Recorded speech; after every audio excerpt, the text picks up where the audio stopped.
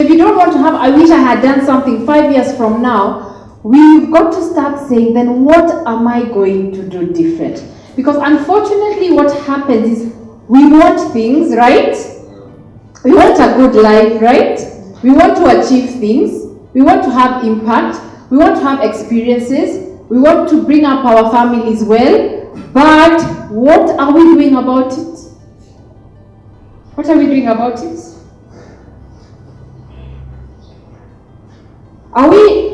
Are we living life to our fullest potential? Do you feel like you're living life to your fullest potential at this moment?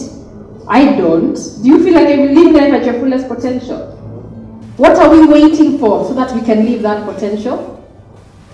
Please, again, to your neighbor, now answer the question, what are you waiting for? More money? Then you live, of course, yeah? Of course, more money will make us live it to our full potential. What else are we waiting for? Are we waiting to be less scared?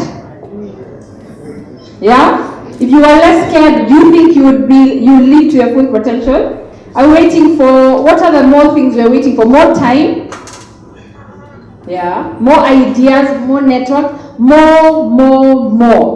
And since the answer, see people, the biggest noise was when I said more money, let me give you money. So God says, oh, okay, has that been the problem? So I'm not going to zap you guys into heaven today. I am going to give you another month, and tomorrow you will find 1 million, 10 million, whatever your magic figure is, yeah, in your bank account. So tomorrow you just find a loose 10 million. Yeah? Just what is going to start happening? And then he doesn't give us even a definition of when he'll come back to zap us into heaven. He just says, oh, so the issue has been money all along. Yeah? 10 million. There, go. So you wake up, you leave today, you go to your ATM which has 2,000 shillings. It has 10 million and 2,000. We said more money, but do we have the answer of what we'd start to do? Yeah? Would we start to do those things? Or what would happen with the 10 million? What would happen? Today you have 10 million. Think about it, at lunchtime, 1 o'clock, you have 10 million shillings. What happens today, even with the 10 million? By the time it's 6 p.m., what do you have that you didn't have at 2? Perhaps you have a new phone, right? Because you figured, 10 million minus 100,000 shillings for the new iPhone. Not a big deal. Maybe someone you go home and people ask you, what happened to your old car? You're like, I just figured I'd drive through the showroom. Yeah? My take and what I have learned from my own life, yeah, from a lot of people I have had the pleasure of speaking to, being mentored by, and the people who have gone through Centonomy, and now some of them are here to share the stories, what we have learned collectively, and ask anybody, it is not the money that is going to change you. Yeah? Whatever you've been doing with 100 shillings, you're going to do it on a bigger scale with 100 million shillings. Yeah? So we've got to start asking the questions. Am I going to be bold? Am I ready for my season of wealth? And am I ready to take responsibility and actually do something about it? And throughout our courses, that at the end of the day is really what it is that we're trying to teach. It's about people no longer saying, when somebody decides to give me more opportunities, when somebody decides to give me more time, when somebody decides to give me more money, is when I can live the life of my dreams, or is when I can fulfill my vision, or is when I can have an impact and all those things that I want to do. What if we truly said, what if you truly believed it was only up to you? What would you do something about it? Maybe you don't believe it now, but what if you truly decided for 2 minutes, everything I want is up to me? What would you do? Again, to your neighbor. If for 2 minutes, when you go out, you can blame the rest of the world that we usually blame. But I'm just asking for 2 minutes of your time for you to actually believe it is only you who is stopping yourself. what are you then going to do? For 2 minutes, just believe it's only you and focus about only you, not how much money you don't have and what your boss told you yesterday. Yeah? It is only you. What could you actually do? Getting different responses. Are you starting to think differently? Yeah? When you realize it's only you, you start to say different things than you were saying before. Yeah? And I'm challenging you to start living like that. I am not saying we live in a perfect environment. We don't, and there is no perfect environment in this world. Yeah? But it's one day just deciding I'm not going to be held hostage because we don't live in a perfect environment. And at the same time starting to say, what are the choices I am making every day? What are the decisions I am making every day? And am I going to fully realize my power and fully realize my potential? That's what Centonomy is. Yeah. We started in 2009.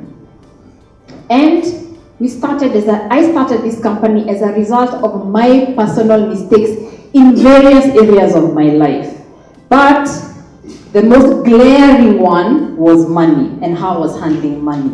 And like a lot of you know, you have a salary, you have a decent job maybe, or your business is giving you a decent income. What happens when that is happening? When you know, come rain or sunshine on the 30th, I'm going to be paid. What happens? Do we get comfortable? This thing of saving investments, this is not the first time you're going to hear about it. So we know we should be saving and investing, yeah? But you always think there's another month. I can do it next time. Well, my next time was cut short because I decided to start a business. And when I started a business, there was no more next time. That's when you start to realize that, gosh, 30th, no one has credited anything into the account. Yeah? You mean it's actually me who has to do something to make that happen. And that was my journey, and it was hard.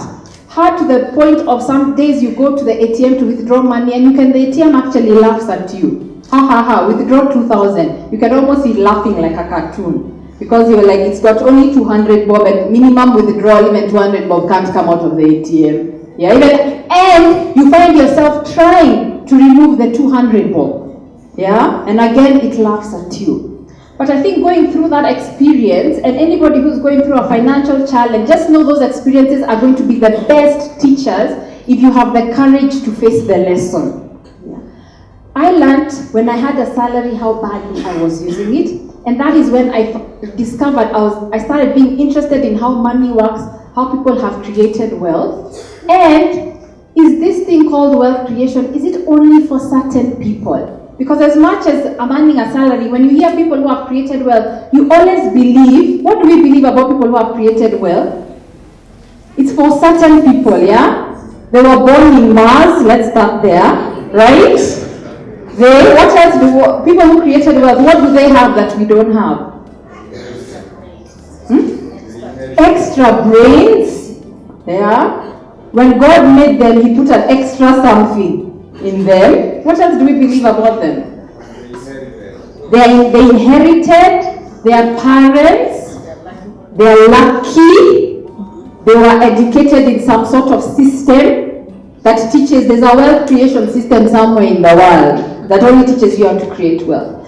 And I started questioning that, and I started talking to people, and you realize these are people like me and you who have just started applying certain principles and decided to be disciplined about it.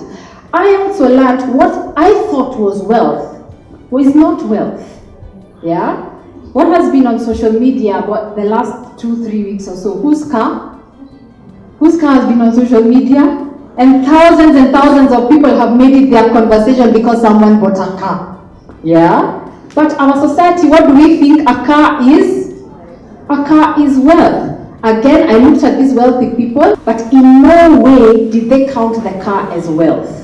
They showed me their saving, they showed me their assets, they showed me their pig farms, they showed me their mitumba shops, they showed me the block of flats they have put up and getting rent, and that is what they pointed out to me makes them wealthy. It is not the car. So whether they were driving an old pickup or the Range Rover that has been on social media, the car was never included in the wealth equation. Whilst we're in a society what are we including in our wealth equations?